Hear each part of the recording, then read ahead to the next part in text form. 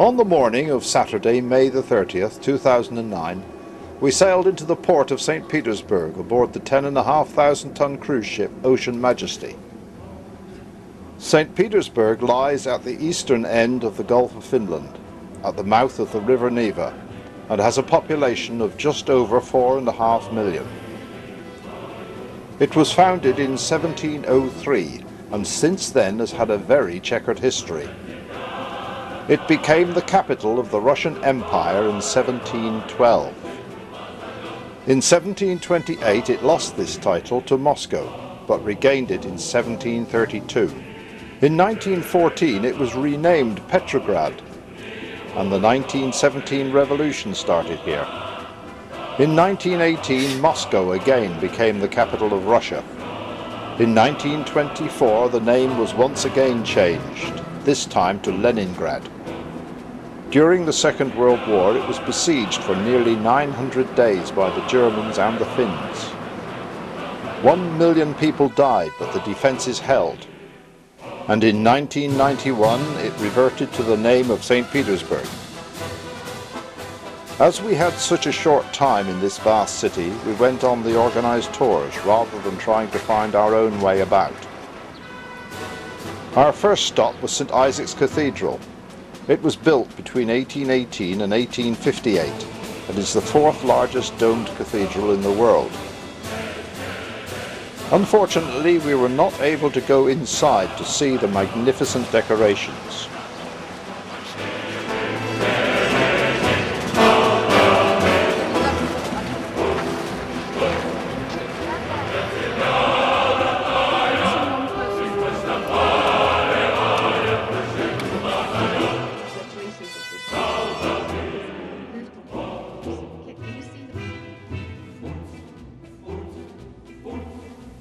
We had an English-speaking guide with us at all times. Here comes the former Senate and Synod building. It is the yellow one on your left. Now it houses the largest library, not only of the city but of the country. And then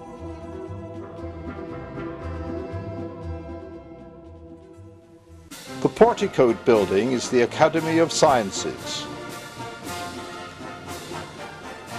The Peter and Paul Fortress, the Admiralty. We stopped at a street market, but were advised to be very careful with our valuables. Crime is a problem in St Petersburg. The old stock exchange, now the Central Naval Museum.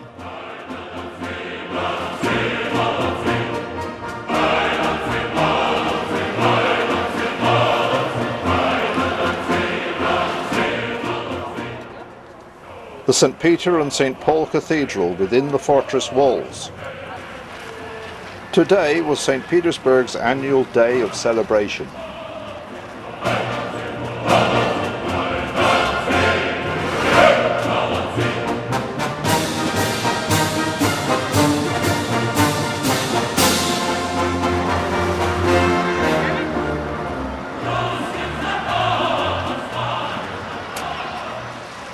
There was a noticeable police presence, but no feeling of threat. The cruiser Aurora was built in 1900 and served in the Russo-Japanese War of 1904 to 1905. But it is best known for having fired a blank shot to signal the storming of the Winter Palace to begin the October Revolution of 1917. It is now a museum. There are some modern buildings in St Petersburg. A quick visit to the tower of St Nicholas's Cathedral. Once again we were not allowed inside. Then it was back on board for lunch before a cruise through the rivers and canals. The guide's commentary was indecipherable.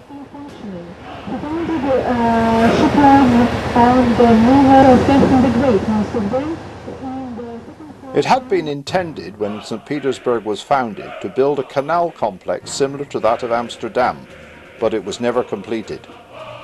We went along the Fontanka Canal, past the statue of Peter the Great, and into the River Moika.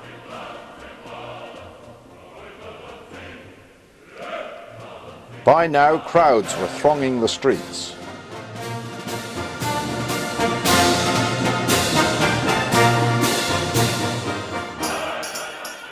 Out into the broad River Neva, back to the quieter waters of the canals.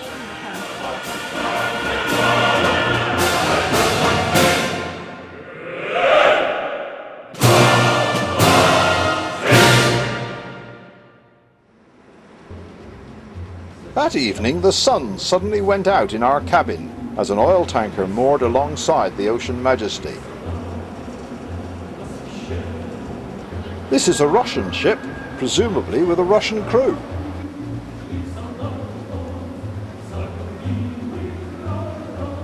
After much discussion, toing and froing, and consulting of paperwork, oil was loaded into the ship, but it took a long time.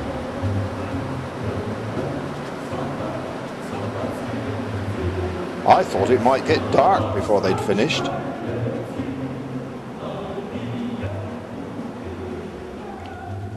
On our second day, our first trip was to Peterhof, a few miles to the west. Now we saw the modern sprawl of the city.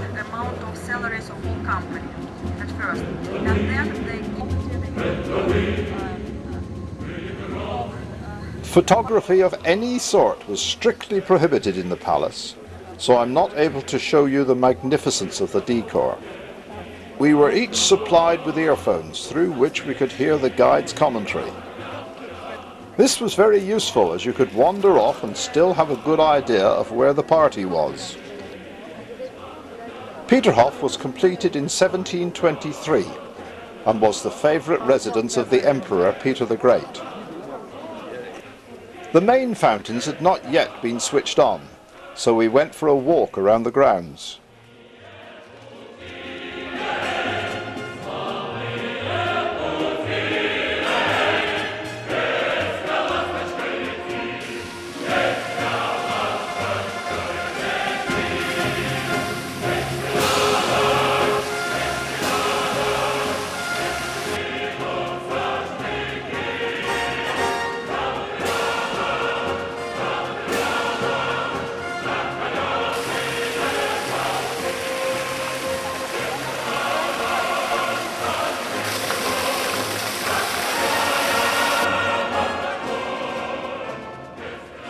This is the Gulf of Finland.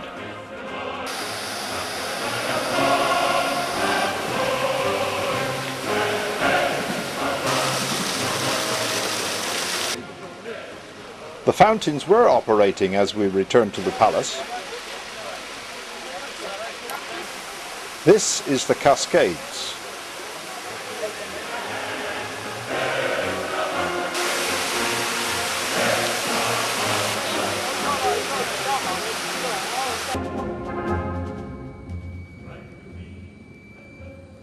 We returned to St Petersburg through the modern buildings. Very modern.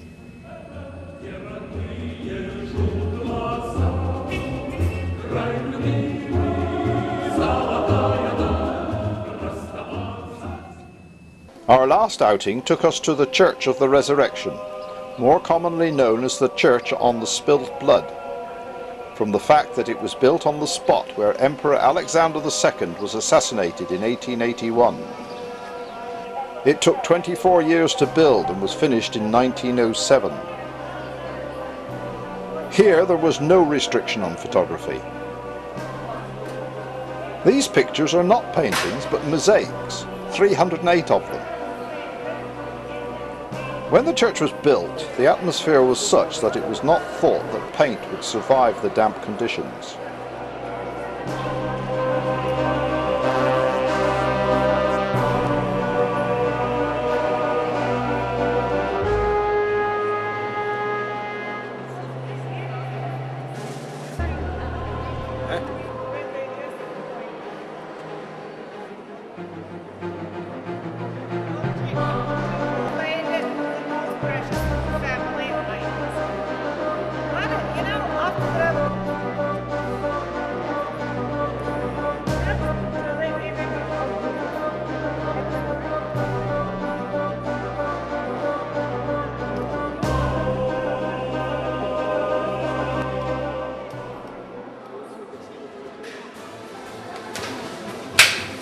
We visited a souvenir shop. Then a walk to Art Square with the Russian Museum overlooking the statue of Alexander Pushkin, the great Russian poet who died in a duel in 1837.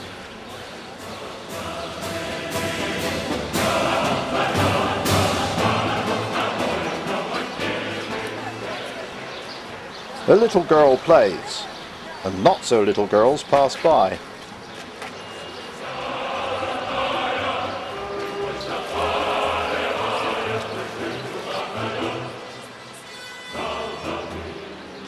Some more nice bodywork.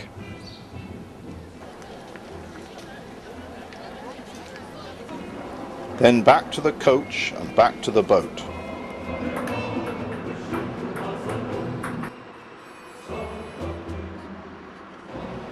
I never visited Russia in the Cold War years, but there certainly seemed less restriction than I imagined there to have been.